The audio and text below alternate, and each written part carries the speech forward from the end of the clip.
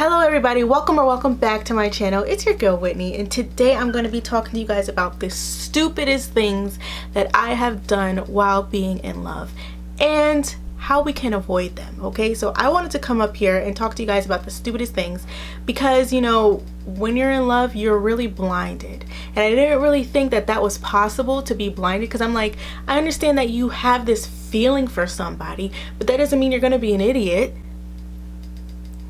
Who told me, right? Like, yes, you're sometimes I don't know, sometimes we handle a lot of stupid things that we probably would have never handled before, or if we saw someone else going through it, we'd probably be like, why are you going through that? So let me get right on into this video because it's gonna be juicy. It's gonna be a little bit juicy. First off, I wanted to tell you guys to don't forget to like, subscribe, and turn on your post notifications so you never miss when I post a new video. Also, I do have this segment on my channel called A Writer's Scope, where you send to my email whatever advice you need, whatever it is that you're going through, whatever it is, it really doesn't matter. Whatever questions you even have for me, send it to my email. It is on the screen, and I will hopefully give you the best advice possible.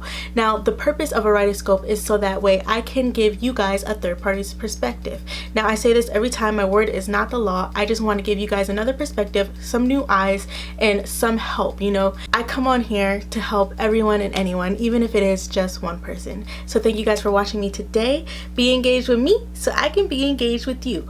Also, leave it down in the comments below. What is the stupidest thing that you've ever done while being in love? put down in the comments like the top 3 things that you've ever done while being in love. And this is for guys and for women. So don't even think it's only up to us girls, because we're not the only ones who are stupid. So just as a disclaimer, I did write everything down in my phone because this was one of those late night things where you just write, right?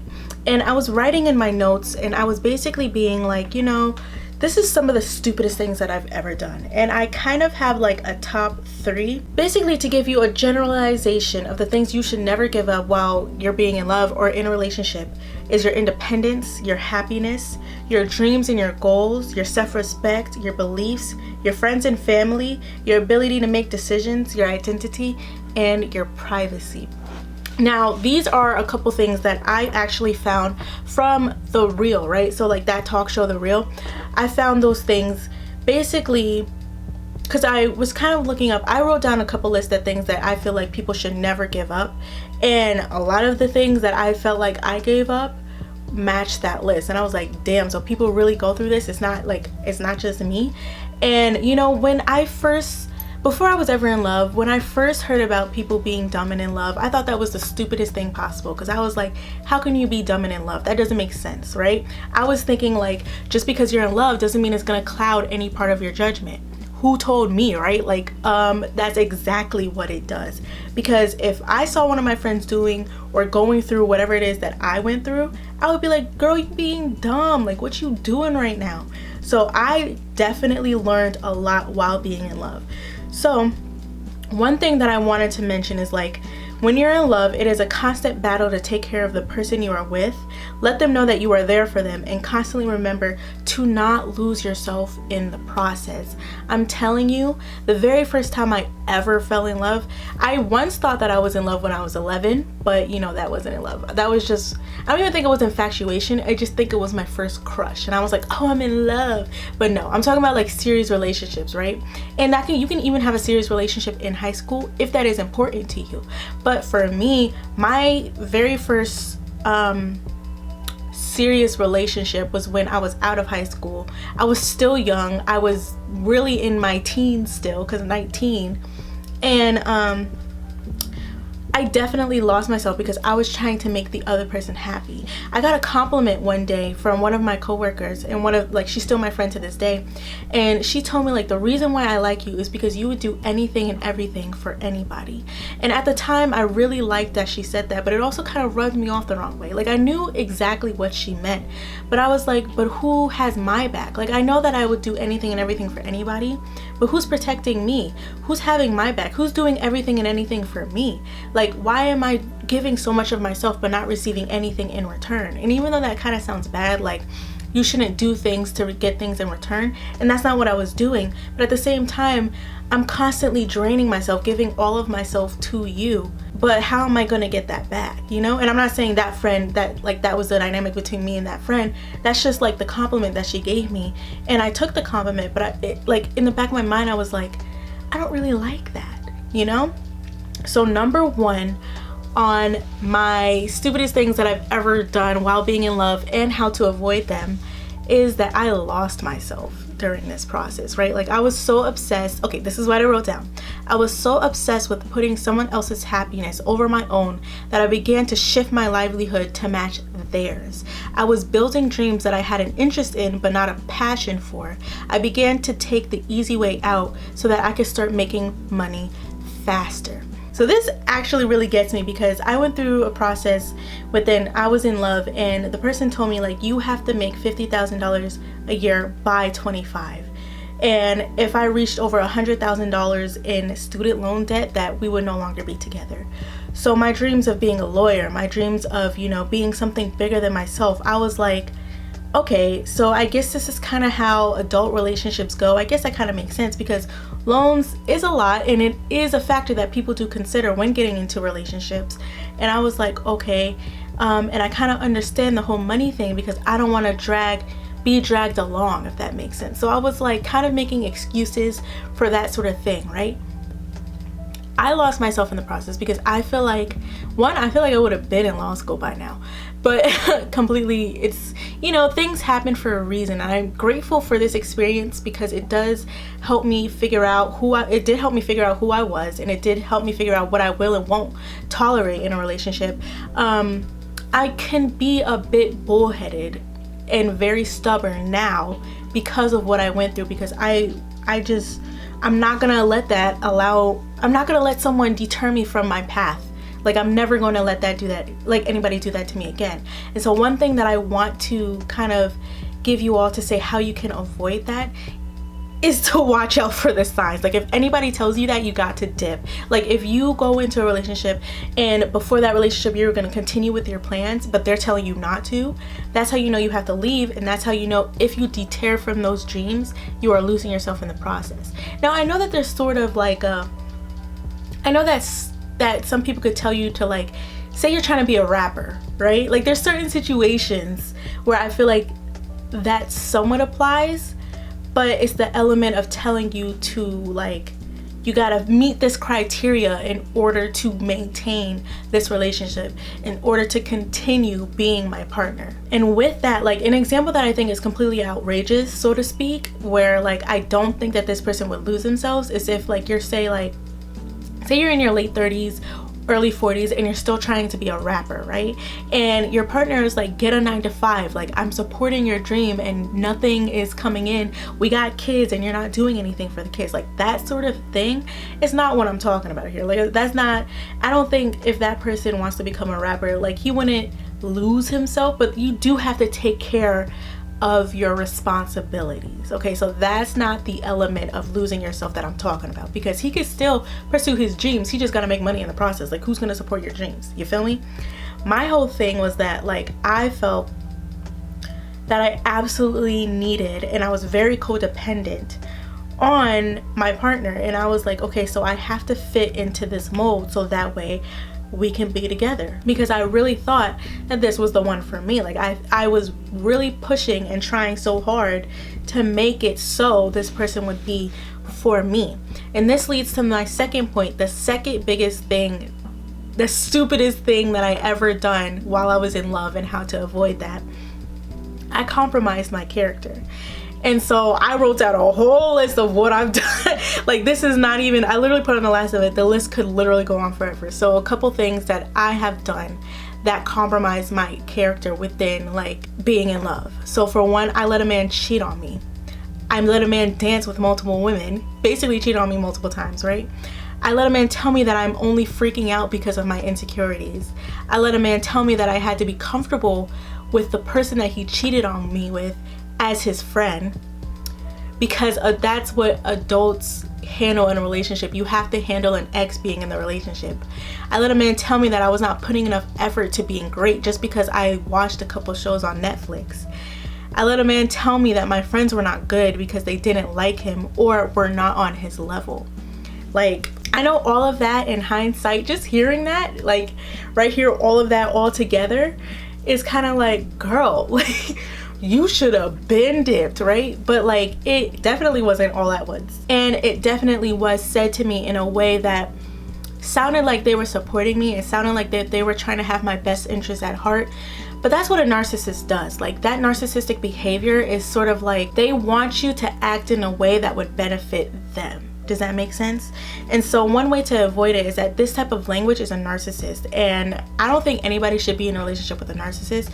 But one way to avoid that is to not deal with certain actions just because you love them, right? Like, if someone steps out on you, of course, I mean, I know that there's some people who would accept that person back and then they thrive, right?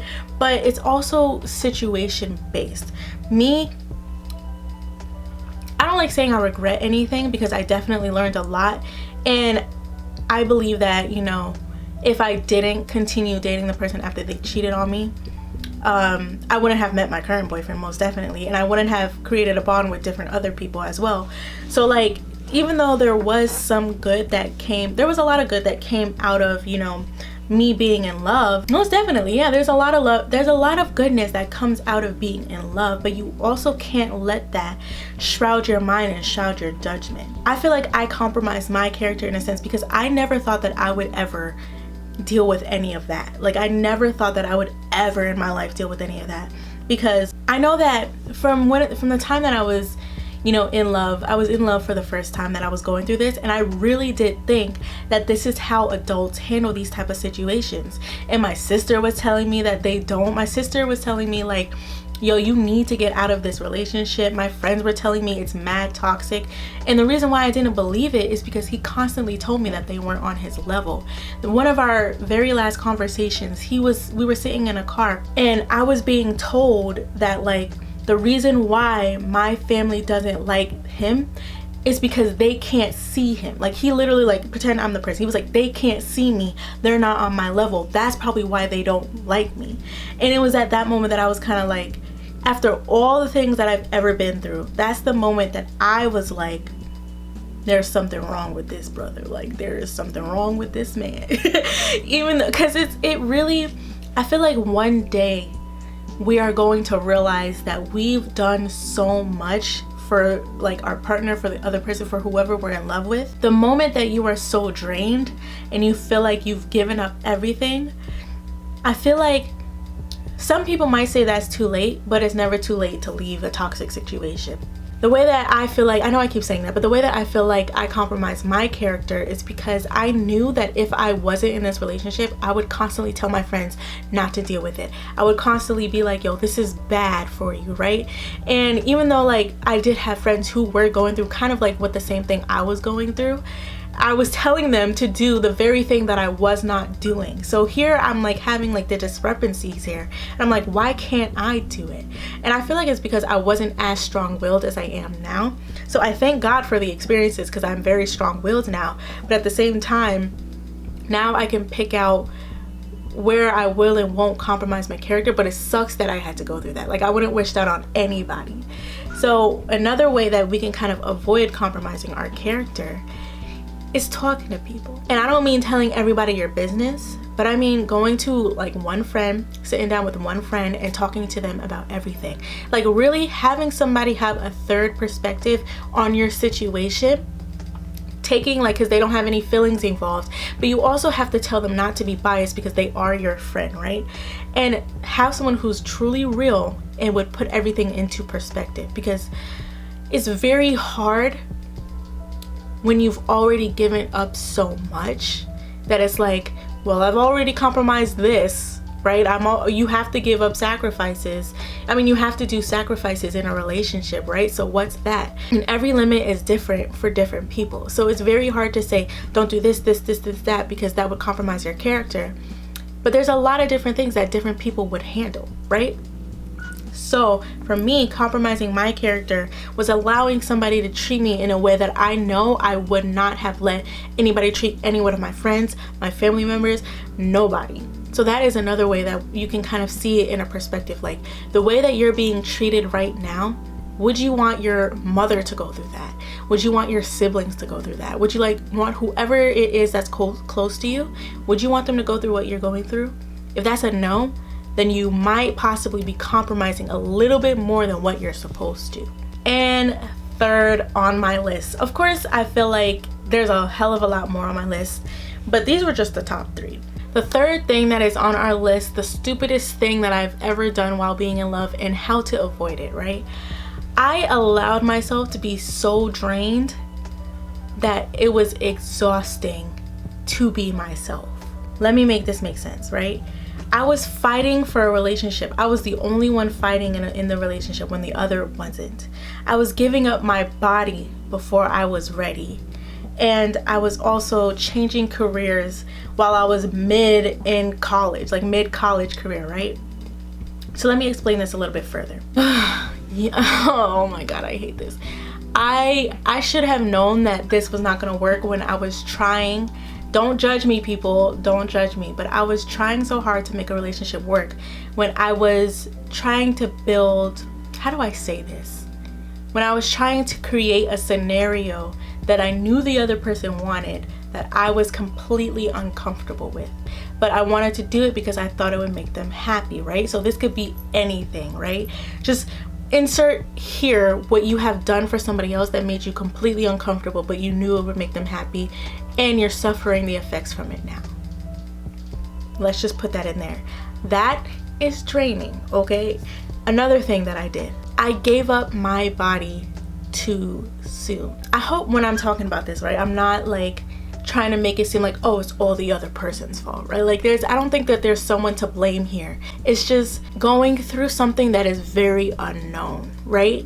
Versus like completely negating the facts, and also just having your mind shrouded and basically brainwashed. Like there's a lot of things that I know I was being gaslighted on, like looking back, right? But at the time, I truly believed that I was the one that was tripping.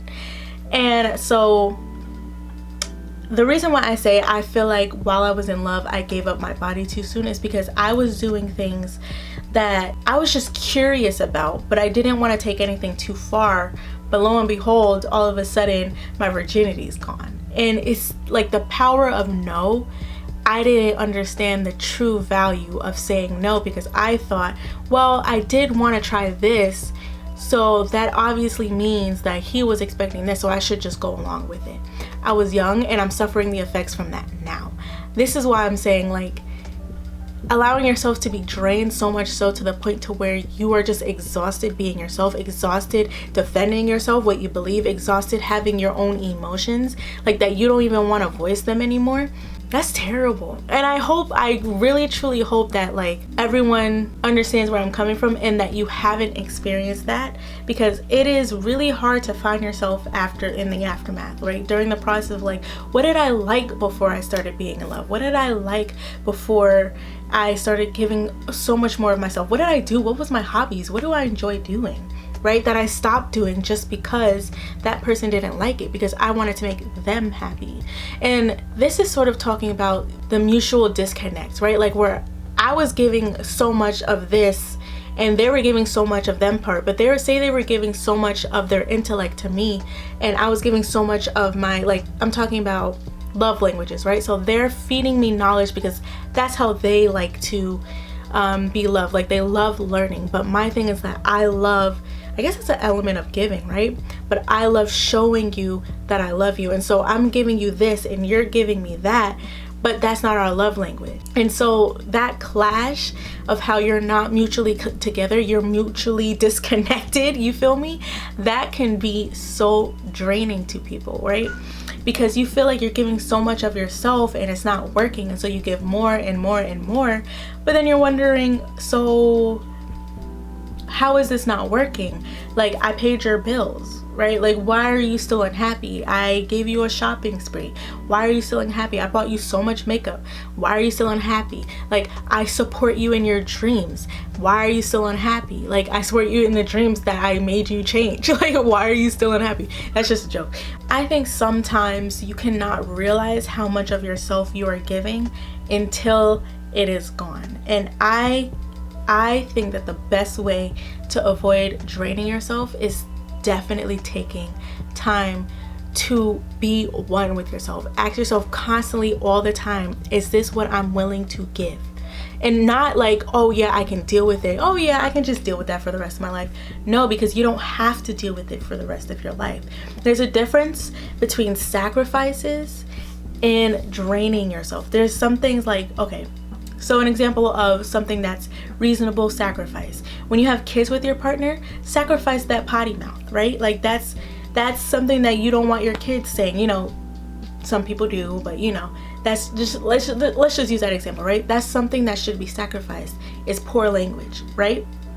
Another thing that should be sacrificed is an element of privacy, like a small sample of privacy. And I say that meaning, like, say you're in a serious relationship with somebody, and say you give them, because you want them to know that you trust them, and you want to know if they trust you, letting them have the code to your phone, right? Or if they ask to see your phone, don't freak out and be like, why you need to see my phone? Just let them see their phone. Like, I'm not saying people who are like, let me see your phone, like checking to see if you're cheating, not that situation. But say, like, because I like to do this thing where I like to look at my boyfriend's pictures, or if I see his phone is closer to me than my phone, then I'll just pick it up, put in his password, and then just look for whatever it is that I was looking for, like on Safari or Google or something like that, right?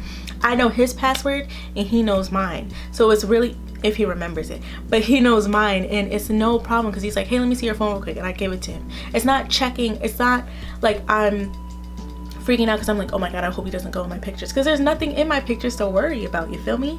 So that's an element, like a slight element of privacy that I can understand being a sacrifice. Now, draining yourself is allowing somebody to go through your phone and check you to make sure you're not cheating. That is like literally taking your dignity away, and I don't mess with that at all.